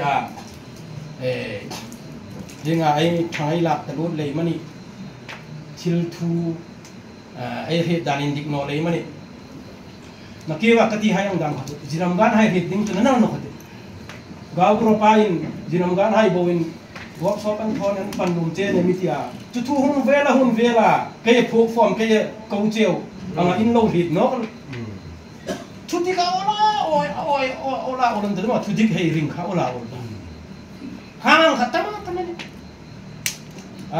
อินหัวที่รักนอนนี่ก็หิลดอกนั่นอาศัยจู่ไม่จริงทุกเรื่องทำตลอดดักเลยกันช่วยสุขิลนอจุนครับก็มีละเขาก็เลยคิดอุปายบินนี่อับจุนบอกละการหิลนอที่จุนกันนี่บิ๊กน่าเรียกว่าดิ้งก็จุนง่ายที่เราดิ้งเจ้าจุดไม่จริงห่างขันแค่จุนไม่จริงอันนี้ก็ตีบจงอักลจงอัสอยเซลจงอัสเซบจงก็เฟชก์ก็ที่นี่นะอันนั้นทุกชั่วเฮงโรมันนักเกี่ยวกับที่กันทุกเรื่องมีริงดิ่งอาจุกุมันเถอะจินำกันไอ้กันริงข้าองค์สานี่กับมาลังดันกระรำในเองมันนี่เลยกาบุระลังนี่ยังมีท้อคุยตุ้มตักน้องกระเฮ็ดเฮ็ดจะนักการละลำหุยเตการละลำทาร์ติกับบุยสิจากลันตะไคร้กับกาบุระป้ากับมีคุยนั่นหุ่นจอกเวทตักมีดิ่งนะอามาทูเวทมีเท่ตลกอาการเละสายเสียงก็จะซิมดิ่งนี่เห็นจะเห็นกระตาเฟะอาการละอาตุ้งนกพาทุดังอามาเขามาทูเบกนี่เล็กตลอดไม่ดึงกรอร์สุดลอสฟงดิ่งนี่ตะกี้ช่างน่าให้ไม่เต้นนะมีทัดจูโอลาดิ่งนี่น่าจะยังขันทุกเฮล่ามีทัดทุกข์พออินัสดิ่งนะโม่ข้าจุดอธิบายขันจะยังคอมเพลตนอนี่นี่สูงเล็กไว้นาวเล็กให้คิดยังอังลมดำไล่เซลค่ะจุเลยจนไม่ดึงฟิล์มกูร่างไงจุเลยจนได้คอมกระดิ่งเนี่ยเป็นกับผูรามันอินหุ่นท่าก็ล้มนะสานี่จุ่มจานี่จานกันหุ่นมันนี่อาตาที่กาบุราอินกาบุราจะร้องอินกันหุ่นมันนี่คอมมิตี้ไม่ติดอาตาอามาหุ่นรถนี่กติกาที่ตู้มินหุ่นกติเลยตู้ไม่ติดอามาเลยราฮีเลยเดรียงเลยตู้ไม่ปฐุมปลีตามีเจ้ามีความโกดอกเทโลเจฟิลดอกเทโลเจมีเจ้าคอมมิตี้ปุยนายใส่หนอนเจงกับกติเปล่าจานนี้คันอามา khá chú mi from tí cho hung khẩn chú tháp phản rồi chú mà thành rico anh à chú bây giờ hình thế mà sát tắc in hung phù ra tiếng cái gì năng ni hai của mình hung phàng à chú đây chân cái hun cái măng dầu ni lâu in là kia và cái tì khác cái lọ quỳ nó tiếng à in ring tắc tu ta atharahin le a hluya thằng nó là hluya cái loss này nó alu ka trot me ham khui son he ma trong kom te sin la pakhat khat be in e me ding e thum ko ma poi ne e zu rieng re la thil hi na ke wa jirong gat lia kongkara gabura de thil kan thil ang chi khom thei ngai ni le ka ju khil fi nu mani chu je ka thil fi thei no le hak chun chu e me te ding ka lok na ding nga i ngai pa kha akhir fi dan kahit no akhir fi thi no an le mi pakhat ko na borar ka bakham meter zan hi zathum cho meter zakhat cho alo sana gabura hailen bingan ta meter zan hi zathum am pu dinga hit sanin ta hinga kaming set pui ko cho abraham an mi pe ngai ni abraham hai ka ti pe ga khang ang khan e me ding ami pui mi dan de pe hok na uman le abraham hai chu man ta azorong gabura man ta atu gabura man ta kamu ding ang kain kahit no dam in lo hit palum chun kan mak ngat el ding ni chumo mudan khata boy pui tak tak ding ni chun ka lok pui na dinga ini ngai kham ril pe bin la jingan to ken boy pui tak tak katika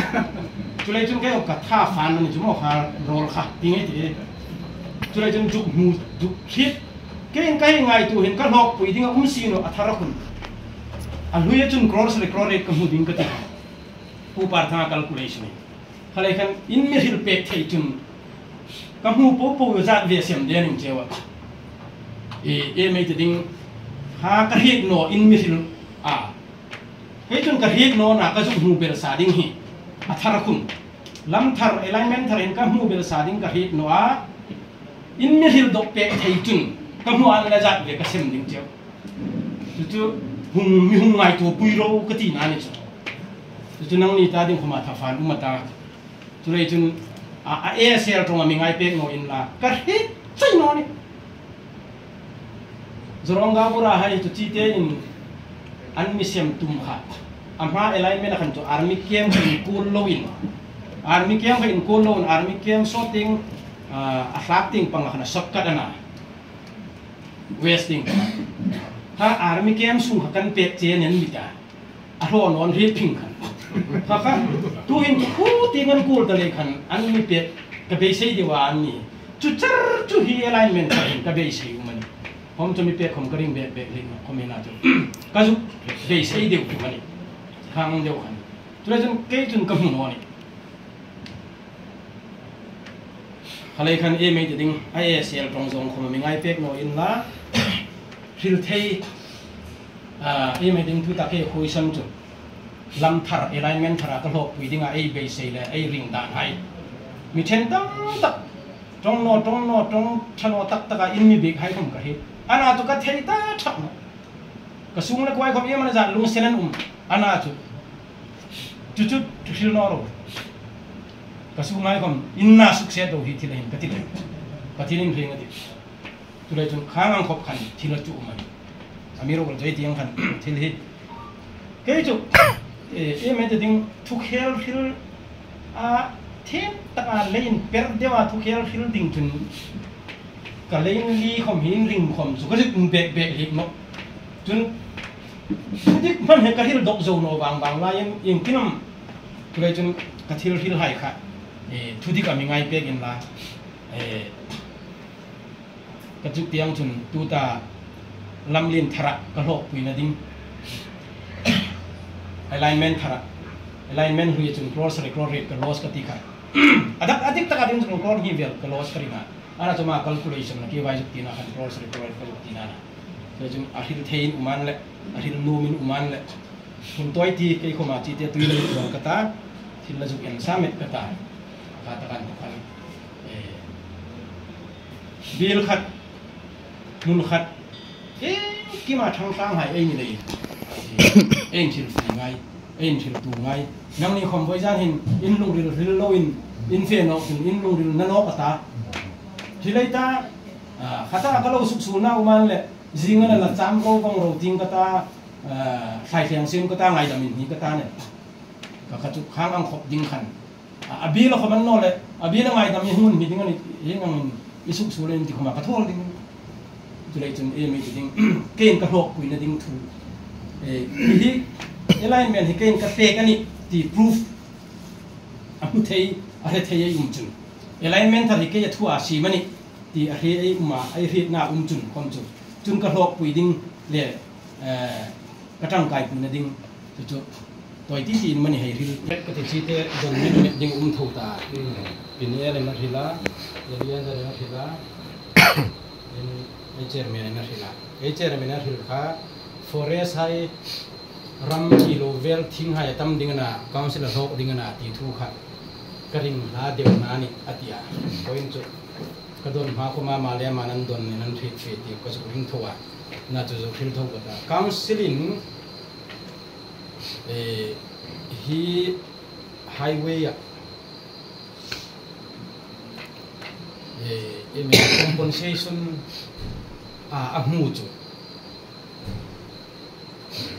pakhat na hill premium an tia chu council hin 2% mani mu ni hi amount pon tora chu ring kom chu crore som ni som thu ma kai ra apan hi nok na chun contingency enta chu contingency chu amua so wa ma hulai song road akhan package pakhat ami kha contingency to council in apua adang po kha delhian to order thara hunga kha contingency ka to 5% manani atam kha council na mu ding kha delhian to order hunga state hung pe nok ta chu DGM hi alignment thar in entir CM conference hall council ahung ni khan chukhom chukan don nge ni CM amhul ta DGM sa ke ni contingency kha ingle kan huno mana hi mun hin ni ju fi pe ko ka ya CM hapul ta CM lom ding kan da kan dona ama nak na hi alignment pa khatar fil ka chu ju fil na fil ta no ro se no chun ka hung campaign tu na ma tho bui council presentation an ta mo council hun entir la chun chu hill premium chu council hin lam hujing a tu ta khom kun ko som thum som li hu thing le ro ye mane tiai khan hu ding nei thak ka tu forest in mani langan ta ye man a zit man ye hang ding khom lua enten sek kun thing ber som ngat an thalel ni sin na chu forest in yeng tin mane thoi ni man ha yeng tin man thoi le tu council in pakhat hill premium pakhat contingency tu chom nu la tu kom chai chi ka tha tu contingency ai ti chu ha sin thon a seng so ding tin kan sel an chu ni kom chun kan sel ani DGM ko ma ka juk ti tum tak chu contingency ai ti tun tu ta survey ai thon a seng so ti na ni tu survey thoding po hi council in an min thotir poisa hai everything kim seng so po a staff high council in tirata ke khom hung thang kata chu siang so po council nei tho contingency kha chu state in ami fak pe adina ta adung chun kha thil kha chu contingency kha state a umani tuina sum ro som thum som li umani ma hur lai song ro ami so kha council hin bill sim ding chuni chun chu zat chu survey an fia chu zat hin chu seng so uma ti ka bill sim mata ani ding chu phat chu na release ding ani chu nga chu system ta to ama kan direct a kalan ta CL mani kalan tia council akina uma tu ta e council contingency po chu kala account chu lu di chu paisa chu lu la ani chu contingency la hin premium chu le chun hin le ru kha chu council ni ko mu ding nei chu ni sin la chun PNL ED in council hai approval ti nakiwa kati ku kha ไม่ติดดิ้งconsultant alignment si mata grade an matha thano koi talo motor lin high faith heading faith hin oding akai heading oding training lak na kan motor lin ke som panga khom nisin ke som nga khom nisin ahung dinga highway takati kan training lak heading ti kha kha consultant in si mata estimate khom si mata edi in a hil kha in hit karinga morlonga thwa jinam gat tu indik ta ading tun seng kider lo tun morlong puzoma hona thwa jinam gat leila tu nor tak tangina tu lam thak no lam sukum thak no phai zon fer no ni ana tu edi na ti physically khom physical ni dinga ni ti in kana kan in hira physically khom physical ni dinga ni tiom je tu grade atha ngai ni training atha ngai ni tinana chun financially khom limit au mangai ni ati ni in hira chum je tu asim tharna khan ma hur lai song roda pil chou mana kilometer khara crore khat lo ni sim lai song roda so ei bir ting kun crore nga ni chun delhi ne approval tho thak no di tu in chu kha consultant in asimata DGM submit ata DGM submit da yenta DGM na submit na council hung choi ni council hung choi ya tu council meeting chu meeting stakeholder meeting anti stakeholder ti chu ram nei tu in nei tu hai meeting ti na ni chu tun councilin kha ena ta approve englayam stakeholder meeting ram nei tu in nei tu hai meeting a tho pui na ding san chu kha a ro na ding hai kha a ro na ding huna ram nei in nei hai kha theida anom no an chu chan dot ding ni tu ta ai ni nei tho hi chu a ro ding hai anom no ni lowin ai hun hai ro no le ai tho na mo chi dang me ni tu re council in approval juk thoi la ni englaya thom a ro ding hai kha cha anom no pakhat man no ding khai ri ching sa ni khate kha le khan chu thil fe da na ni tuin chu a ro no le ya lu oi noi ni ti council in stakeholder meeting ati ko hak chu a tho ding chu a ro ding hai a ina tok ding hai a hu na tok ding hai a ram tok ding hai khang hai po kha anom non len no in na ding ani kha chu fela he sa umama royen laman tomel ta he sa ma ro ding hai po kha Emmanuel Roy kha le kana chu boi rak da ding hik non cho patni na meding council an hung ron asan chu council thu nei na ne ram po ka khale chun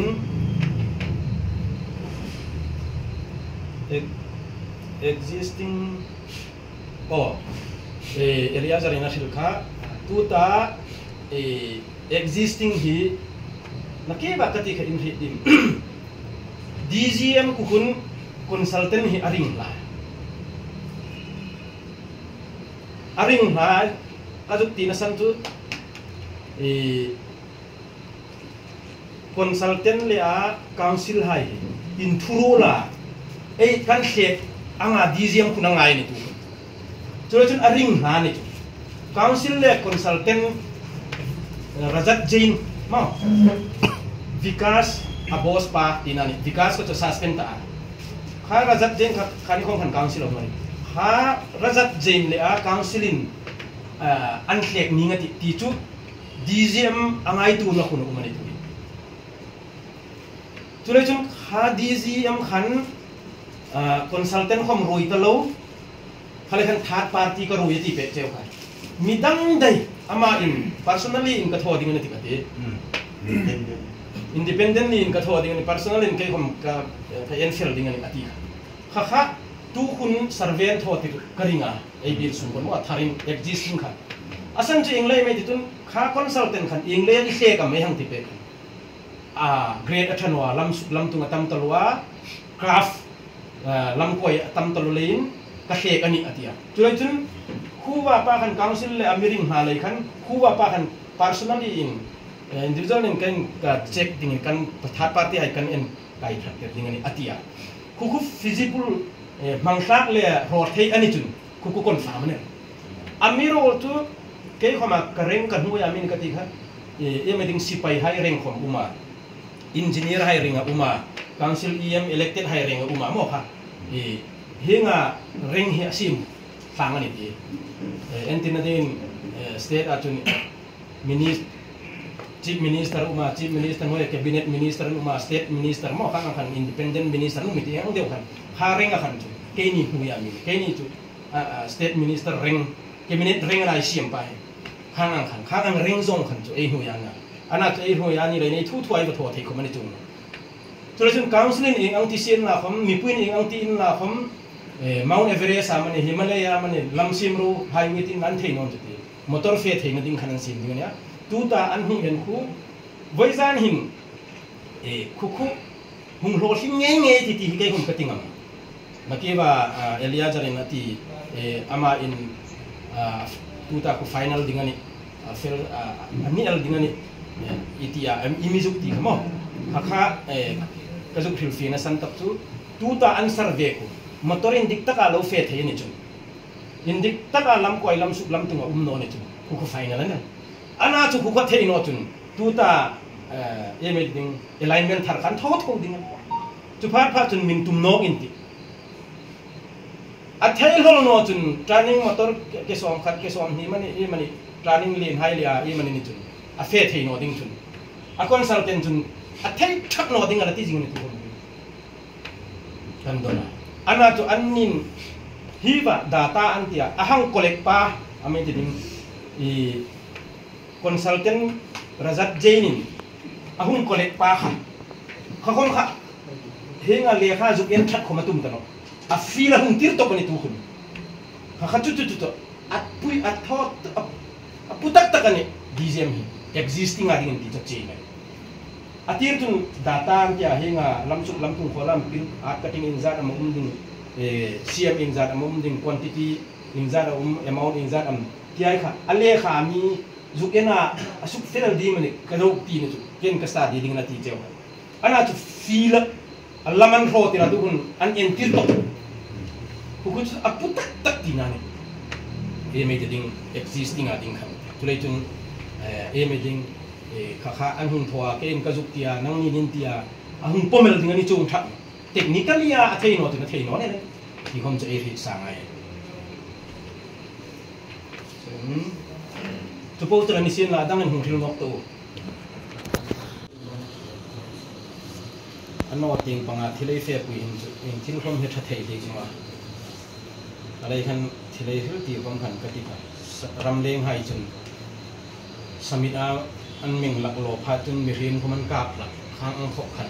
suk sul hi ha ka thilei chun ei ngai tun hai tak nei juk thila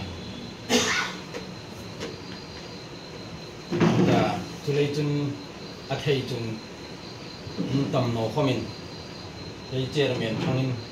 ei siam pa hin pan tha ka dia tu hin thilin lau umala tamel